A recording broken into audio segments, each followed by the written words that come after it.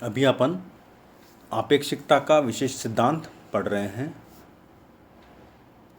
इसमें अपन ने Laurent transformation पढ़ लिए हैं, इनवर्स लॉरेंट ट्रांसफॉर्मेशन पढ़ ली हैं और पिछले टर्न पे अपन ने आपेक्षिकता के विशिष्ट सिद्धांत का एक महत्वपूर्ण परिणाम लेंथ कॉन्ट्रैक्शन के बारे में पढ़ा था, जिसमें क्या था कि यदि कोई छड़ अपनी लंबाई की दिशा में बहुत अधिक वेग, लगभग प्रकाश के वेग से गतिशील हो, तो उस समय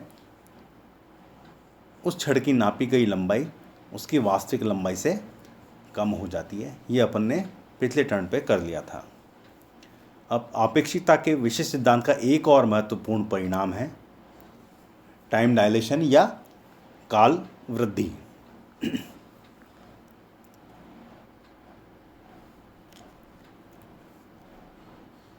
मान लीजिए कि एक कोई निर्देश तंत्र है एस डैश,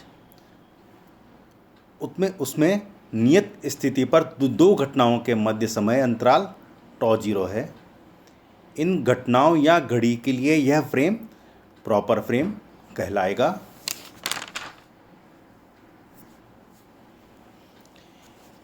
एक अन्य निर्देश तंत्र एस लें जिसमें घड़ी पॉजिटिव एक्स दिशा में वी वेग से गतिशील है, तो इस निर्देश तंत्र में दोनों घटनाएं एक स्थान पर प्रेक्षित नहीं होंगी।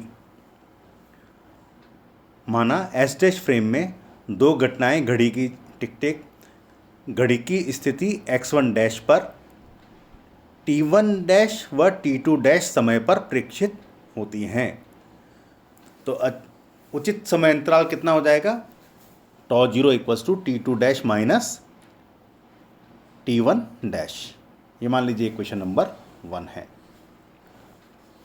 ये घटनाएं एस फ्रेम जिसके सापेक्ष एस डैश फ्रेम वी वेग से पॉजिटिव एक्स दिशा में गतिशील है, t1 व t2 समय पर प्रेक्षित होंगी।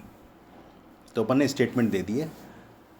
मैं एक बार और आपको एक पिक्चर और सामने ला देता हूँ दोबारा से रिपीट करके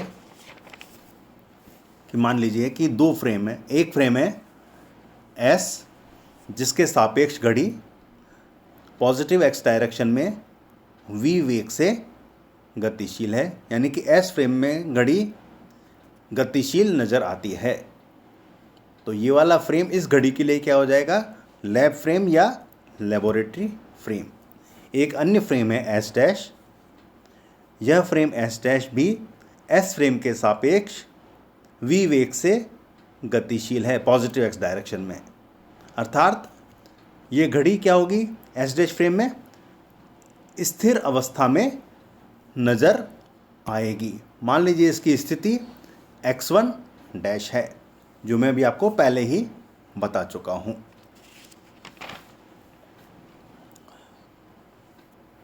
तो अपन लॉरेंट ट्रांसफॉर्मेशन की सहायता से क्या ले सकते हैं? मतलब समय का लॉरेंट ट्रांसफॉर्मेशन लें, और बेटर है कि इन्वर्स ट्रांसफॉर्मेशन काम में ले रहे हैं अपन। तो t equals to gamma times t dash plus v x dash upon C square. ये तो जनरल फार्मूला हो गया। इसकी सहायता से अगर अपन t1 और t2 के मान निकालें तो t1 का मान कितना आएगा? t1 equals to gamma times t1 dash plus v x one dash upon C square, और t2 का मान t2 equals to gamma times t2 dash plus v x one dash upon C square. ये आपकी equation number 3 और 4 हैं। अब चूंकि घड़ी एस डैश फ्रेम में एक ही स्थान पर है, इसलिए उसकी स्थिति सदैव x1 डैश ही रहेगी। ये अपन ने इक्वेशन नंबर 3 और 4 में ले चुके हैं। और एस फ्रेम में समय अंतराल कितना होगा? Tau equals to t2 minus t1।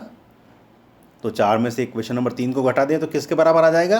Gamma times t2 dash minus t1 dash, और t2 dash minus t1 dash किसके बराबर है? टॉ जीरो के। तो टॉ इक्वल्स टू कितना आ जाएगा?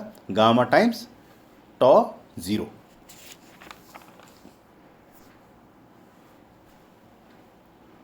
तो टॉ का मान कितना आ जाएगा? Tau equals to tau zero upon under root 1 minus V square upon C square.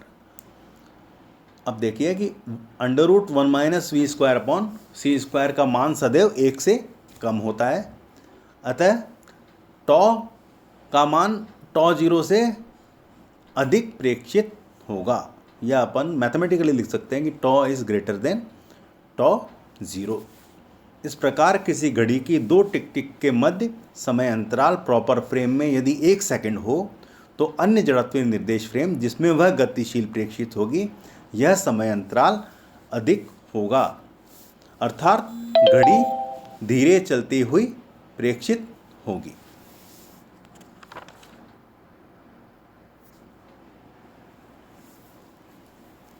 अब इसमें अपन 2 क्वेश्चन है वो कर लेते हैं। एक छड़ को किस वेग से गति कराएं कि उसकी लंबाई में 50% संकुचन हो जाए, मतलब वह वेग निकालना है जिस पे उसकी लंबाई आधी रह जाए। प्रॉपर लेंथ आपको दी हुई है L0 मान लो, तो आभासी लंबाई कितनी है 1/2 L0 या 0.5 L0 मीटर। आपेक्षिकता के विशेष सिद्धांत से अपन लिख सकते हैं L = L0 √ 1 - v² c²। L का मान रख दीजिए 0.5 L0 = L0 √ 1 - v² c²। तो इसको यदि थोड़ा सॉल्व करते हैं तो क्या आ जाता है कि v = 0.866 मीटर पर सेकंड, अर्थात यदि कोई छड़ अपनी लंबाई की दिशा में 0.866 सी मीटर पर सेकंड के वेग से गतिशील होगी तो उस समय उसकी प्रेक्षित लंबाई उसकी वास्तविक लंबाई की आधी हो जाएगी। एक न्यूमेरिकल और है वो कर लेते हैं। सिद्ध करो कि यदि कोई कण किसी निर्देश फ्रेम में c यहाँ पर क्या है प्रकाश का वेग है से गतिशील हो तो उस निर्देश फ्रेम के सापेक्ष v वेग से गतिशील निर्देश फ्रेम में भी उसका वेग c होगा। यहाँ पर आपको क्या दिया हुआ है Vx = c, यानी कि उस प्रकाश के वेग से गतिशील है कण, तो दूसरे निर्देश फ्रेम के अंदर उसका वेग निकालना है, इसकी वैल्यू कैलकुलेट करनी है। तो वेग के रूपांतरण से अपन लिख सकते हैं Vx' = Vx - v upon 1 - v Vx upon c²। Vx का मान अपन को दिया हुआ है c के बराबर, वो वैल्यूज़ अपन ने यहाँ पर रख दी और सॉल्व करने पर अपन को Vx' का मान कितना प्राप्त होता है c। तो हम कह सकते हैं कि यदि कोई कण किसी निर्देश फ्रेम में प्रकाश के वेग से गतिशील है तो वह कण दूसरा निर्देश फ्रेम जो कि पहले वाले निर्देश फ्रेम के सापेक्ष v वेग से गतिशील हो वहाँ से देखने पर भी उसका वेग c ही नज़र आएगा। यही प्रूव करना था। बस आज के लिए इतना ही।